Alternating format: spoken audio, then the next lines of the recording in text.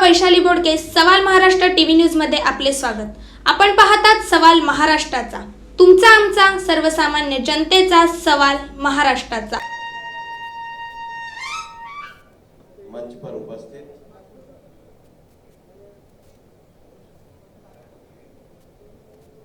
महाराष्ट्र के हमारे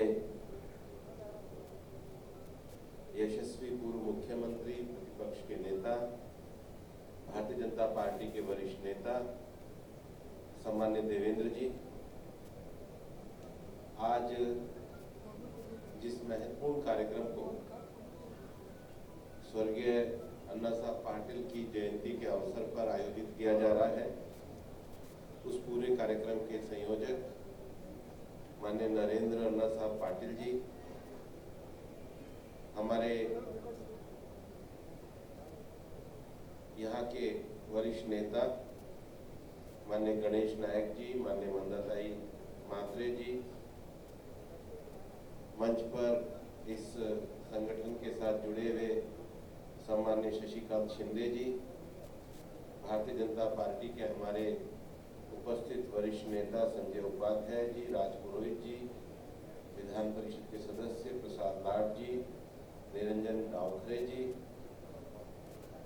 उसके साथ ही हमारे जिलाध्यक्ष रामचंद्र घरत जी और महाराष्ट्र राज्य मथाड़ी के उपस्थित नेता एकनाथ यादव जी, गुलाबराव जगताप जी, अशोक डग जी, रमेश पाटिल जी, भारतीताई पाटिल जी, आनंद शिवाजीराव पाटिल जी, ऋषिकांत शिंदे जी, चंद्रकांत पाटिल जी, रविकांत पाटिल जी, पोपटराव देशमुख जी, दिलीप खोट जी और यहाँ उपस्थित सभी मेरे कामगार भाइयों और बहनों, सबसे पहले तो मैं स्वर्गीय अन्ना साहब पाटिल के प्रति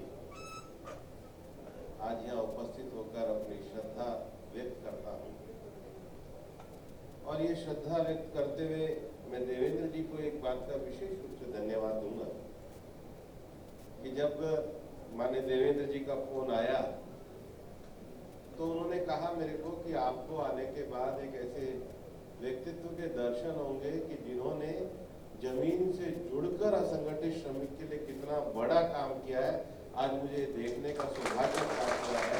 मैं आपको धन्यवाद देता हूँ और इस संगठन को चलते हुए आज 50 साल से ज्यादा हो गए हैं। अन्ना साहब को भी 1982 में, आज 40 साल हो गए हैं। लेकिन सबसे बड़ी बात है कि 50 साल पहले भी जो उन्होंने असंगठित क्षेत्र का जो ये संगठन खड़ा किया, उसको खड़ा करते समय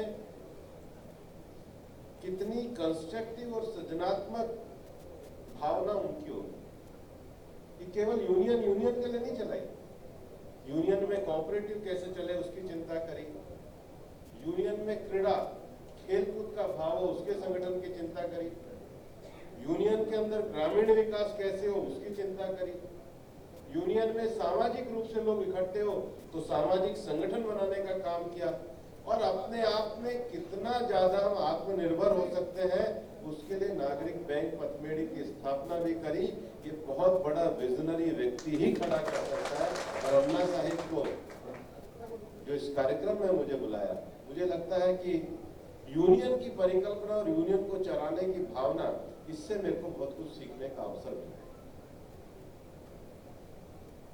बहुत सारे विषय यहाँ पर रखे गए। अन्ना साहब इस आंदोलन को चलाते हुए महाराष्ट्र के विधान परिषद के सदस्य भी बने और विधान परिषद सदस्य बनने के बाद उन्होंने विधान परिषद सदस्य तो बहुत बने होंगे, लेकिन ऐसा विधान परिषद सदस्य बनना जिन्होंने लेजिस्लेशन के निर्माण में भूमिका करी और लेजिस्लेशन में भूमिका करके महाराष्ट्र मथाड़ी हम्माल और other manual worker regulation of employment act 1969 अधिनियमित भी हुआ उनके प्रयास से। हम सबसे पहले अगर उनको अपनी आज नमन करते तो हम इस बात के लिए नमन करते हैं कि एक मूवमेंट को खड़ा करना और मूवमेंट को सामाजिक न्याय के लिए आगे लेकर के जाना, ये बहुत बड़ा काम है। कि अपने जीवन में किया, और मेरे को लगता है कि उनका ये सम्मान केवल महाराष्ट्र में नहीं देश भर में भी होना चाहिए और निश्चित रूप से उनसे आगे जाना चाहिए। मैं कुछ विषय हमारी सरकार के भी यहाँ पर कहना चाहता हूँ। हमने माननीय देवेंद्र जी ने अपने विषय में भी बताया कि विभिन्न श्रमिक कानूनों को 4 कोड में परिवर्तित किया।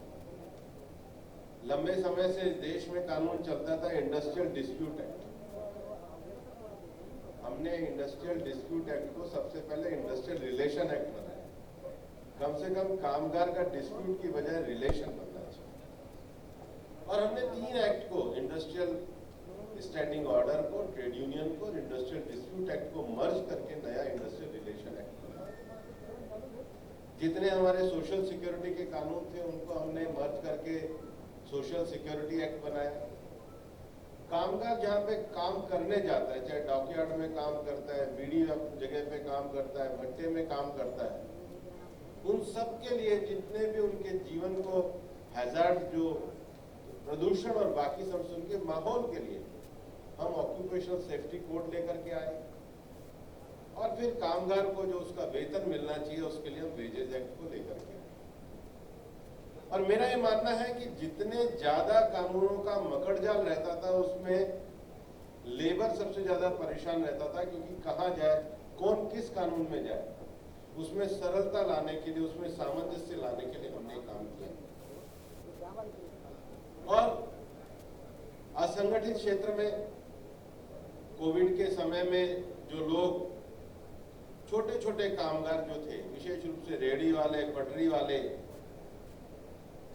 उनके लिए पूरे देश भर में हमने प्रधानमंत्री स्वनिधि योजना को शुरू किया। और उससे बड़ी बात जो है, हम आयुष्मान योजना के अंतर्गत देश में गरीबों के लिए कार्ड की बात को लेकर के आए। लेकिन हमें लगता है कि देश का जो असंगठित क्षेत्र है, वो असंगठित क्षेत्र में लगभग हमने ऐसा अंदाजा लगाया कि देश में 400 से ज्यादा छोटे छोटे काम करने वाले लोग, ड्राइवर हो सकते हैं, हमारे हमाल हो सकते हैं, हमारे ईट भट्टा पे काम करने वाले हो सकते हैं, दर्जी हो सकते हैं, नाई हो सकते हैं, बॉम्बे में इंडिया गेट के ऊपर मुरमुरे बेचने वाला हो सकता है, फ्रेंकी बेचने वाला हो सकता है। और जब हम सोशल सिक्योरिटी कोड लेकर के आए माननीय प्रधानमंत्री जी के नेतृत्व में, तो 2 बातें बहुत बड़ी लेकर के आए। सोशल सिक्योरिटी कोड के सेक्शन 111 से लेकर 114 तक हमने कहा कि देश के काम करने वाले सभी असंगठित क्षेत्र के कामगारों का एक डाटा बेस बनना चाहिए। और आज हमने उसको शुरू किया है और ई श्रम पोर्टल पर आज की तारीख तक 1,60,00,000 लोग अपना रजिस्ट्रेशन करा चुके। जो छोटा आदमी था, जिसको सरकार की योजनाओं का लाभ इसलिए नहीं मिल पाता था, उसकी पहचान नहीं होती थी, उसको पहचान देने के लिए हमने कार्ड देने का काम किया है। और देश में हम सभी असंगठित क्षेत्र के लोगों का रजिस्ट्रेशन करेंगे। बल्कि मुझे तो, मैं माननीय देवेंद्र जी को बता रहा था कि मुझे फोन आया कि जी आपने 400 ट्रेड लिख दिए, इसमें बैंडबाजी वाले तो आए ही नहीं है। तो मैंने कहा उनका भी लिखा है, वो भी एक समाज भी है, उनका भी सोशल सिक्योरिटी होना चाहिए। और अब ये नरेंद्र मोदी जी की सरकार है, जो भी कामगार होगा उसको सोशल सिक्योरिटी प्रदान की जाएगी। ये कानून हमारी सरकार ने बनाया। और इसलिए चारों लेबर कोड में जो सबसे पहले हमने रूल बना करके लागू किया वो section 142 of social security code है। हम जानते हैं कि काम करने वाले इस देश के गरीब कामगार का सोशल सिक्योरिटी कोड के अंतर्गत रजिस्ट्रेशन होना चाहिए। और इसलिए मैं आज आपसे, नरेंद्र पाटिल जी से भी आग्रह करूंगा कि आपकी यूनियन भी अपने ज्यादा से ज्यादा श्रमिकों का ई श्रम पोर्टल पर रजिस्ट्रेशन कराए। क्योंकि हमने नारा दिया है कि जिनकी मेहनत देश का आधार, अब सपना हुआ उनका साकार, छूटेगा नहीं कोई कामगार और योजनाएं पहुंचेगी सबके पास। और ये तभी पहुंच सकती है जब हम इनका रजिस्ट्रेशन करा, ई श्रम पोर्टल में प्रधानमंत्री जी के सपने को पूरा करें। दूसरा विषय जो अभी नरेंद्र पाटिल जी ने भी अपने भाषण में कहा, बाद में उसके कुछ विषयों को हमारे शशिकांत शिंदे जी ने भी रखा। मैं सबसे पहले तो ये आपको कहना चाहूंगा कि आपकी मथाड़ी कामगार यूनियन मुझसे समय तय करके दिल्ली आए और हम विस्तार के साथ आपके सारे विषयों पर खुले मन से चर्चा करेंगे और उसका समाधान करने का पूरा निश्चय करेंगे। माननीय देवेंद्र जी ने जिन विषयों को हमारे सामने, छोटी जो इरेगुलरिटी के विषय है उनको रखा है, इनकम टैक्स के उसको भी हम पूरा करेंगे। और जब आप आएंगे तो आपको जाने की जरूरत नहीं पड़ेगी, हम रेल विभाग के भी संबंधित अधिकारियों को बुलाकर वहीं श्रम मंत्रालय में समस्या का समाधान करेंगे। मैं आपको ये बताना चाहता हूं कि ई श्रम पोर्टल के साथ हम दो बड़े विषयों पे काम कर रहे हैं। दो बड़े विषयों पर इसलिए मैं कह रहा हूं कि हमारे देश में अभी तक जो हमारे प्रवासी मजदूर रहते थे उनकी कार्य स्थिति का, वो कहां से आते हैं, और प्रवासी मजदूर केवल अंतरराज्य नहीं आते, कभी अन्ना साहब भी सतारा से आए होंगे, एक किसान परिवार में जन्म लेकर के आए होंगे, लेकिन सब तो अन्ना साहब की तरह संघर्षशील और विजनरी नहीं हो सकते और बाद में अपने क्षेत्र में, अपने गांव में वापस भी जाते हैं। तो भारत सरकार ने प्रधानमंत्री नरेंद्र मोदी जी के नेतृत्व में पहली बार जितने भी प्रवासी मजदूर हैं, श्रम मंत्रालय के लेबर ब्यूरो के द्वारा उसका सर्वेक्षण करा के नीति बनाने को तय किया है और यह सर्वेक्षण प्रारंभ हो। दूसरा, हमारे यहाँ जो घरेलू कामगार, उनकी भी स्थिति, उनकी भी सामाजिक सुरक्षा, उनके भी विषयों को लेकर ये लेबर ब्यूरो के द्वारा एक सर्वे को भारत सरकार ने हमें मान्यता प्रदान करी और उसको भी हम प्रारंभ करने वाले।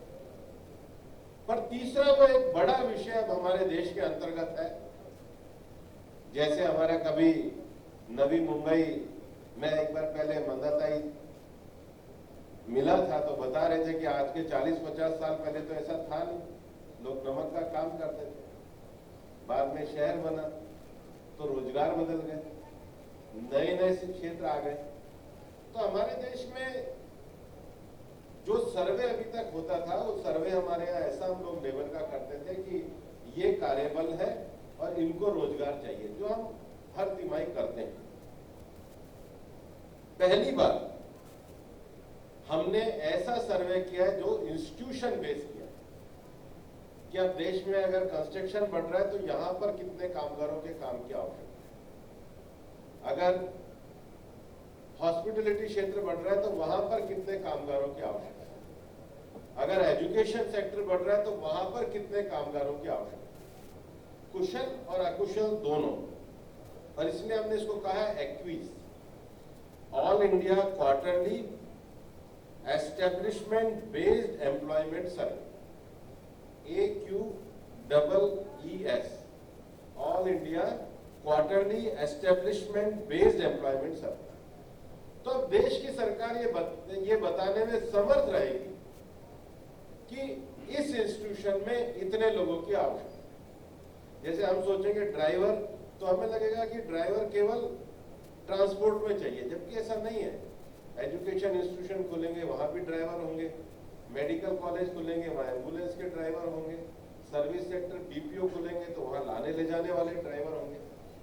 ऐसे जो रोजगार का इंस्टीट्यूशन बेस्ड सर्वे का जो विषय है, और मुझे ये बताते हुए खुशी भी है कि भारत सरकार इस महीने के अंत में पहला एक्विज सर्वे को लोगों के सामने भी देने जा रही है।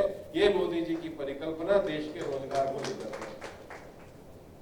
और अब इसके माध्यम से देश के रोजगार क्षेत्र को बढ़ाने का जो माननीय प्रधानमंत्री जी का सपना है, उसको पूरा करने के लिए प्रतिबद्ध है। और दूसरा विषय मेरा मानना है, हमने बहुत ज्यादा सफलता पाई है बाल श्रम को रोकने।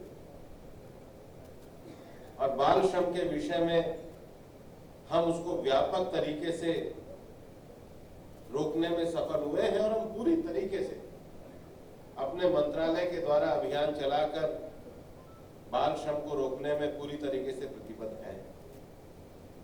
और इसलिए मैं तो अभी विभिन्न राज्यों की सरकारों को भी आभार व्यक्त करता हूं कि लगभग हमारी 60-70% सरकारों ने इस पर रूल्स बनाए हैं और विशेष रूप से जो हमारे मथाड़ी कामगार हैं, क्योंकि मुझे बता रहे थे कि रिटायरमेंट की तो उम्र होती नहीं है, जब तक शरीर चलता है काम करते हैं, लेकिन शरीर भी एक समय तक साथ देते, उसके बाद उनकी सामाजिक सुरक्षा होना, उनके स्वास्थ्य की सुरक्षा होना और शरीर अच्छा चले इसके ऑक्यूपेशनल सेफ्टी के स्टैंडर्ड उनके लिए लागू होना। तो ये सारे विषय कंस्ट्रक्शन साइट पे काम करें, रेलवे स्टेशन पे काम करें, फैक्ट्री में काम करें, सबसे ज्यादा मुझे क्या होती है और मैं व्यक्तिगत रूप से भी जुड़ा रहता हूँ, माइंस के क्षेत्र में जो काम करते हैं वो तो बहुत नीचे तक जाते हैं। कोयले वगैरह की माइंस में मैं जब मजदूरों से मिलता हूँ, देखता हूँ, तो उनके सुरक्षित कार्यस्थल बने।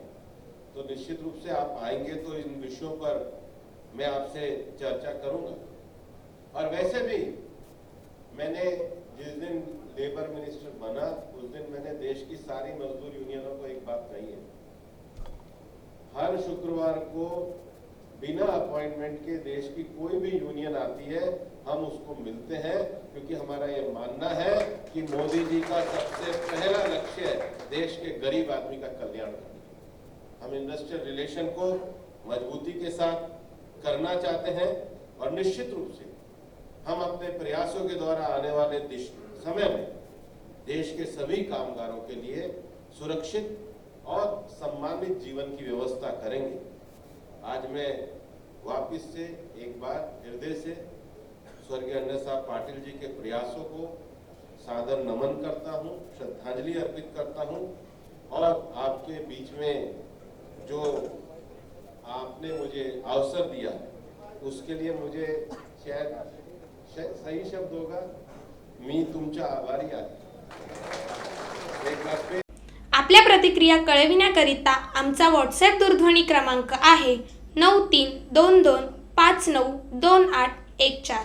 संपूर्ण महाराष्ट्रातील ताज्या घडामोडी जाणून घेण्यासाठी सवाल महाराष्ट्राला सबस्क्राईब करा आणि दाबा बेल आयकॉन आमच्या रोजच्या अपडेट्स पाहण्यासाठी। धन्यवाद।